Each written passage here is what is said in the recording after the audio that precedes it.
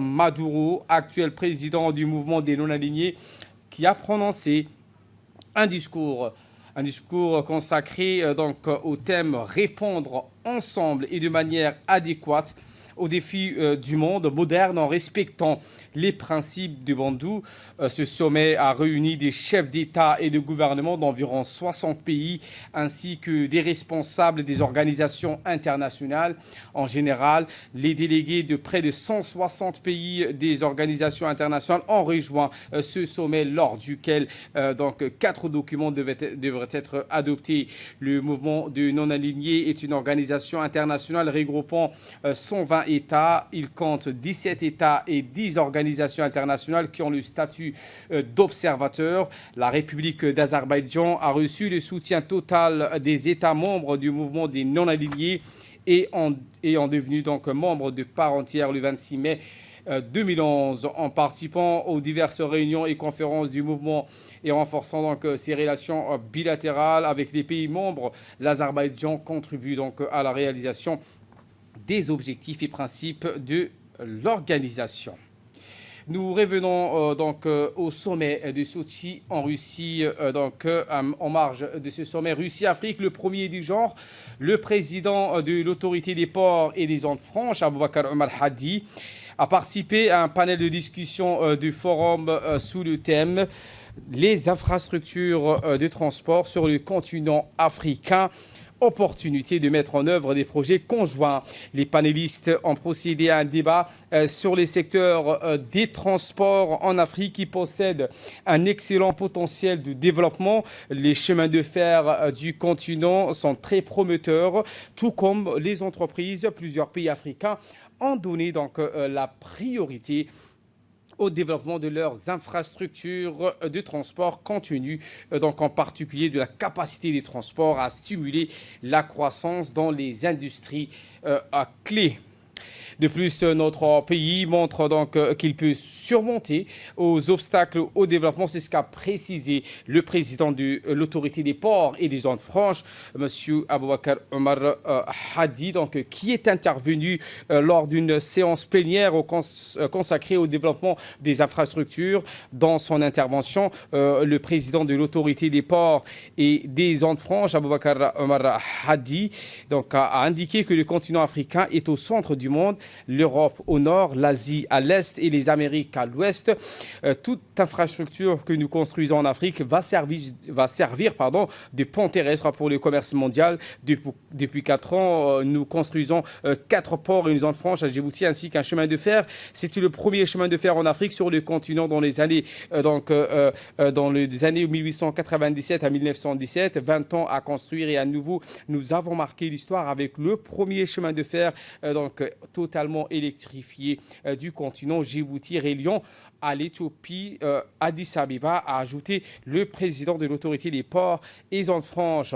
Notre objectif est de créer une connexion entre le pays du continent pour relier la mer Rouge à l'océan Atlantique. Ce transport des marchandises est un moteur au service des exigences du commerce international. Fin de citation. Le président de la Chambre de commerce, M. Youssouf Dawale, est également intervenu lors d'une interview réalisée par notre équipe au Sochi. Les affaires, je trouve que vraiment c'est bien organisé. C'est la première fois que la Russie et l'Afrique puissent se retrouver à Sochi. Pour la première fois, en tout cas dans l'histoire, qu'il y ait un forum d'affaires. Et nous avons accompagné comme d'autres délégations, notre président de la République. Nous étions une forte délégation.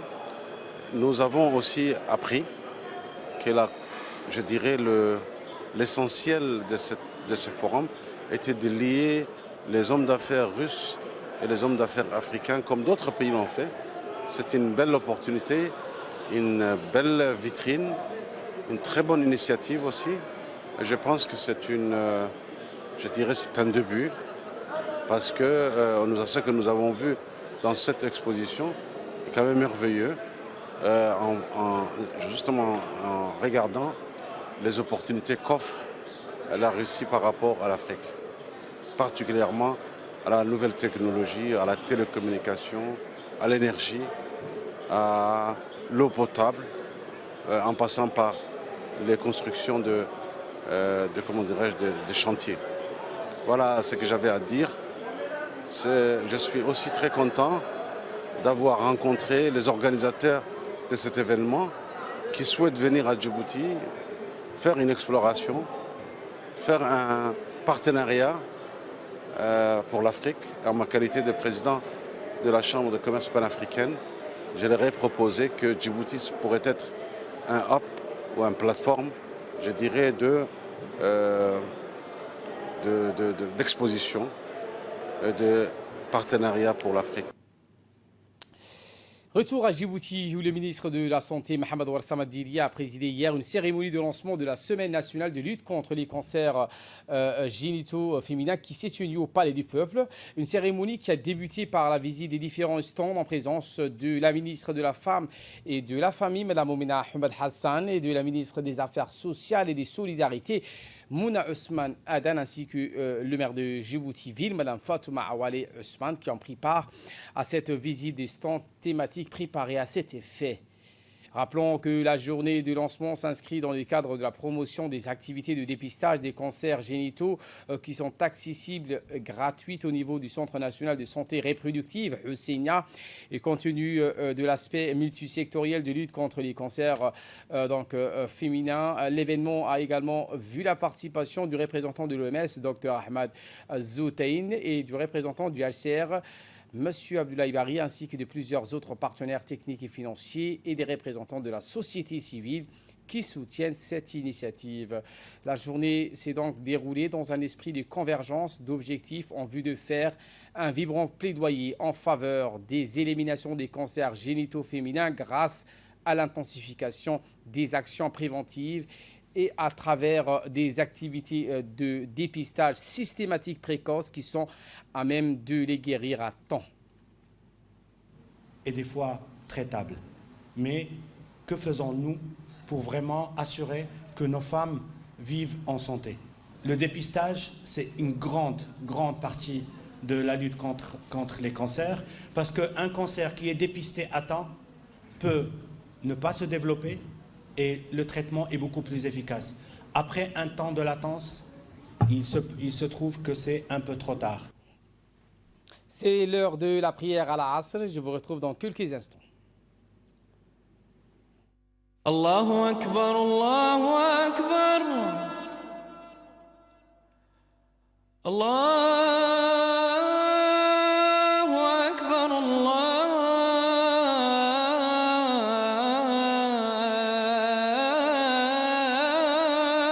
Akbar.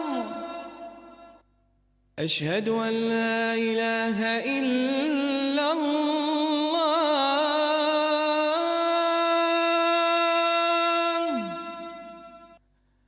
Ashhadu an la ilaha illa Allah.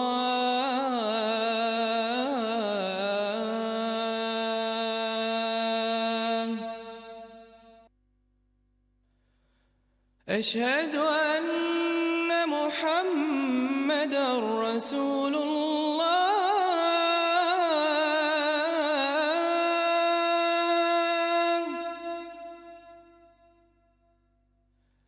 أشهد أن محمدًا رسول الله.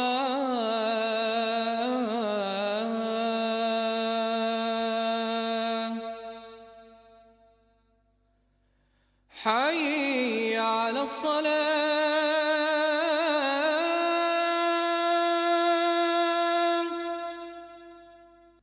حي على الصلاة.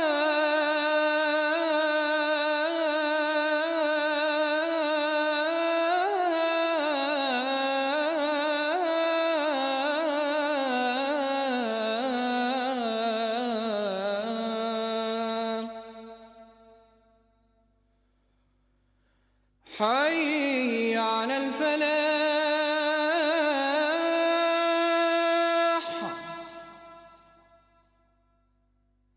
حي على الفلاح.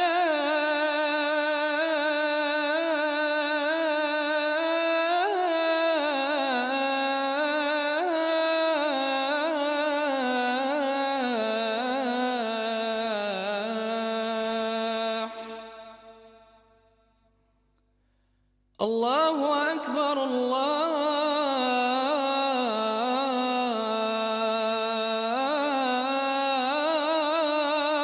أكبر لا إله إلا الله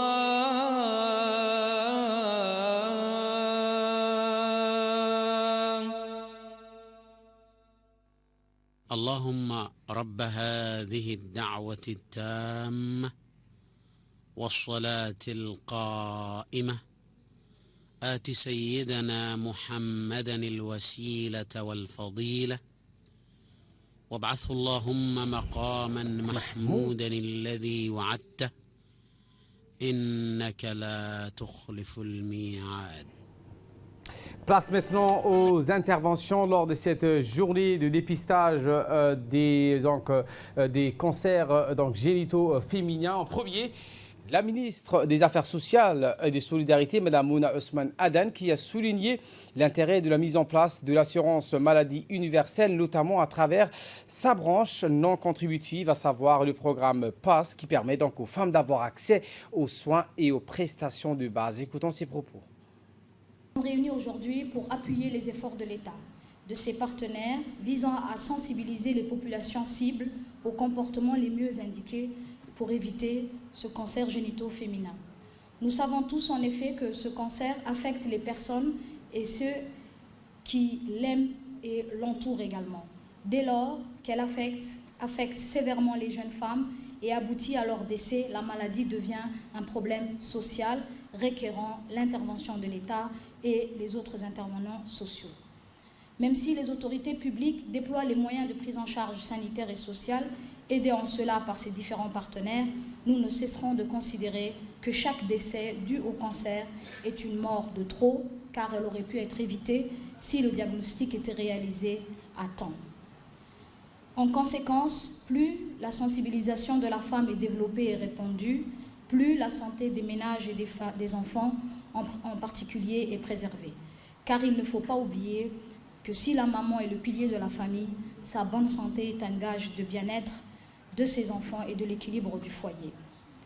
En effet, plusieurs stratégies de protection sociale ont été mises en place et parmi leurs axes essentiels, il est important de tenir compte des comportements préventifs qu'il est demandé d'adopter par la femme pour éviter les cancers du sein.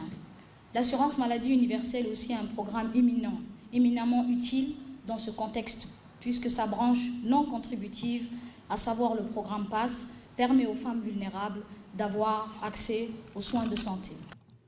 Et pour sa part, la ministre de la Femme et de la Famille, Moumine Ahmed Hassan, a requis une mobilisation de tout et l'engagement de chaque citoyen pour une meilleure sensibilisation de la population sur cette question cruciale sur la santé de la femme. Elle a par ailleurs plébiscité le travail effectué par le ministère de la Santé dans ce domaine. Écoutons ses propos. Permettez-moi tout d'abord de remercier et de féliciter le ministère de la Santé, et en particulier son personnel, ses responsables, et à sa tête le ministre de la Santé, qui ne ménage aucun effort pour pouvoir prévenir, informer, sensibiliser la population pour éviter les maladies évitables. Donc nous sommes réunis à plusieurs reprises dans cette salle pour pouvoir parler des problèmes de santé, des maux de la société, et je pense que la vision, la stratégie, la politique du ministre de la Santé actuel est sur la bonne voie. De plus en plus de nouveaux cas sont diagnostiqués chaque année. Et nous savons que d'ores et déjà, qu'à l'horizon 2035, il y aura plus de 19 millions de cas par le simple effet de la croissance démographique. Je ne veux pas réduire le cancer à des statistiques et qu'il ne serait là que pour nous alarmer, parce qu'il y a aussi des réalités humaines. Aucun pays, aucune population, aucune génération n'est épargnée par le cancer. Néanmoins, des progrès considérables ont été accomplis. Hier, les cancers étaient toujours mortels. Aujourd'hui, il est de plus en plus fréquent d'en guérir et les enjeux n'est donc pas de prendre simplement la prise en charge sur le plan médical, mais aussi d'accompagner les malades pendant le traitement jusqu'à leur guérison. Aujourd'hui, nous savons que la moitié des cancers pourraient être évitables par des actes de prévention et seulement que par des actes de prévention. Et enfin, le ministre de la Santé, Mohamed Ouarsama Dirie, a pour sa part indiqué que ces problématiques liées à la santé de la mère sont portées au plus haut niveau par la première dame et présidente de l'UNFD, Mme Khadra Mahmoud Haïd. Voici donc un extrait de son intervention. Nous ouvrions il y a quelques jours la conférence nationale sur le développement et la population qui mettait la femme djiboutienne, son bien-être sanitaire et social au cœur du développement national. Dans la continuité, nous lançons aujourd'hui la semaine nationale de la lutte contre les cancers génitaux féminins sous le slogan « Mobilisons-nous tous ensemble contre les cancers génitaux féminins ». À Djibouti, les estimations révèlent une augmentation de la prévalence, de la morbidité et de la mortalité liées au cancer et à leurs facteurs de risque. C'est pourquoi notre nouvelle stratégie sanitaire 2019-2023 place la lutte contre les maladies non transmissibles, incluant les cancers et leurs facteurs de risque au cœur des interventions prioritaires à mettre en œuvre. Mesdames et messieurs, les cancers de la femme nous interpellent tout particulièrement, car ce sont nos filles, nos sœurs, nos épouses et enfin nos mères qui souffrent et que nous perdons très souvent. Le décès d'une mère constitue toujours un drame familial, mais revêt également d'un caractère national. La problématique liée à la santé de la mère, portée au plus haut niveau par la première dame, présidente de l'UNFD, Mme Khadra Mahmoud Haïd, restait toujours une priorité du programme national de développement sanitaire. Eh bien, au terme de cette journée de lancement de la lutte contre le cancer génitaux féminin, le ministre de la Santé, Mohamed Ouarsama Dirie, et la ministre de la Femme et de la Famille, ainsi que la ministre des Affaires sociales et des Solidarités, Mouna Ousmane Adan, ont procédé à une cérémonie de remise des attestations aux différents acteurs engagés dans la lutte contre les cancers génitaux féminins. Ces attestations ont été délivrées au personnel du centre Husseiniya qui ont fait donc un travail remarquable et du professionnalisme ainsi que d'abnégation exemplaire dans l'exercice de leurs fonctions respectives. Par ailleurs, les ministres ont reçu des cadeaux de la part des personnels du centre Husseiniya pour leur leadership dans la lutte contre les cancers génitaux féminins. En bref, et en image avec cette réception du ministre de l'Urbanisme, de l'Environnement et du Tourisme, Mohamed Abdelkader Moussa Halim, qui a reçu dans son bureau pour une visite de courtoisie Dr Mustafa Orfi, ambassadeur de la République arabe d'Égypte à Djibouti, ont pris part à la rencontre. Dini Abdallah Omar, secrétaire général du ministère de l'Urbanisme, de l'Environnement et du Tourisme, ainsi que Adan Hassan Elmi, conseiller technique. L'ambassadeur d'Égypte a fait part au ministre des Activités que la République arabe d'Égypte mène dans la domaine de la construction et de la préservation de l'environnement. Pour sa part, le ministre de l'Environnement, tant en remerciant l'ambassadeur d'Égypte pour cette visite de courtoisie, a mis en exergue l'excellente relation qui existe entre les deux pays. Le ministre de l'Urbanisme, de l'Environnement et du Tourisme et l'ambassadeur ont convenu de renforcer une coopération entre les deux pays frères dans le domaine de l'urbanisme, de l'environnement et du tourisme. Le Centre d'action sociale et d'autonomisation des femmes vise donc à aider les jeunes filles déscolarisées à s'en sortir et à réussir leur avenir. Donc, c'est le thème de ce 15h, un centre comprenant un local de formation professionnelle avec une programmation d'intervention des formateurs qualifiés selon le besoin a été créé. Les détails dans ce reportage. Un centre d'action sociale et de l'autonomisation des femmes vise à aider les jeunes filles déscolarisées à s'en sortir et à réussir leur avenir.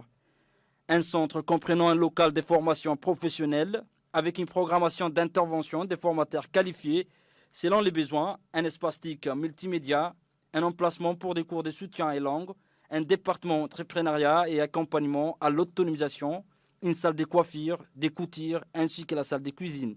Plusieurs formations sont données pour les femmes et jeunes filles déscolarisées, à savoir la couture, la coiffure, les manicures, les tatouages, la cuisine et les multimédias. Un lieu où les jeunes filles et femmes peuvent s'épanouir et ainsi réussir leur vie. Des machines à coudre avec des aiguilles de rechange pour former ces jeunes filles et générer une activité rémunératrice. Chacune de ces jeunes filles venant avec ses envies et son savoir-faire, si modeste soit-il, sa bonne volonté et sa bonne humeur pour apprendre à coudre. Les couturières confirmées présentes ici orientent et aident celles qui butent sur certaines étapes de la réalisation de leur projet. Un lieu de couture certes, mais aussi un lieu de partage et de convivialité. La salle de coiffure, manucure, tatouage pour uniquement donner libre cours aux rêves, de ces jeunes filles. Des formations sont dispensées pour ces jeunes filles avec une ferme volonté dans divers domaines. Un soin de beauté destiné à embellir les mains, les ongles, mais aussi la coiffure, soins du cheveu et de l'esthétique, la coupe, brushing, permanente, mise en pli, mèche, chignon, pose des postiches et les produits utilisés, shampoing et crème. La jeune bénéficiaire, Marwa Gilal, dans son intervention. Ça fait 2 ans qu'on est ici. Exactement, CASAF, on fait plusieurs domaines. Nous, on est particulièrement dans le domaine coiffure. Et on ne fait pas juste uniquement le coiffure. On fait le coiffure, la manicure, pédicure, les soins visage, les tatouages. On a appris tout ça à cause de nos profs, Amina, Hawa et Nadifo. Oui, on a acquis pas mal d'expérience, tu vois, parce que quand on est venu, on ne savait rien du tout. On était juste, on se faisait des idées, mais on ne savait pas le mettre en pratique. Alors quand on est venu ici, et là, tu vois, déjà on met de pratique, on fait, et là on est en premier trimestre. Dans le deuxième trimestre, Inch'Allah, on compte faire un stage dans des autres coiffures pour voir un peu d'autres idées et tout ça. Oui, aller sur le terrain. Et après, une fois rentré, on va passer à l'examen pour savoir qui va mériter son diplôme et qui va ne pas prendre le diplôme. Et fin d'année, on aura le diplôme et peut-être on va faire nos propres salons de coiffure. C'est ça le base en fait l'essentiel. Force est de constater que nombre de jeunes filles ont trouvé un emploi dans les secteurs privés, mais aussi dans les départements ministériels tels que le ministère de la Femme et de la Famille, comme Camera Women, photographe, mais aussi dans les secteurs privés, comme serveuse dans les restaurants type fast-food, Kempinski et Sheraton Hotel.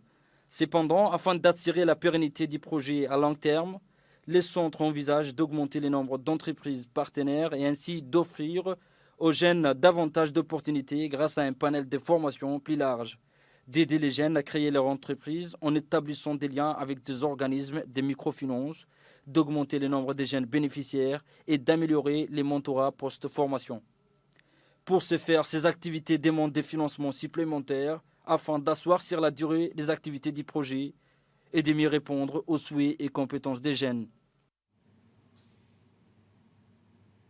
Et de là, donc, nous passons aux nouvelles du monde. Nous commençons avec cette intervention et ce soutien de longtemps, soutien de l'allié turc.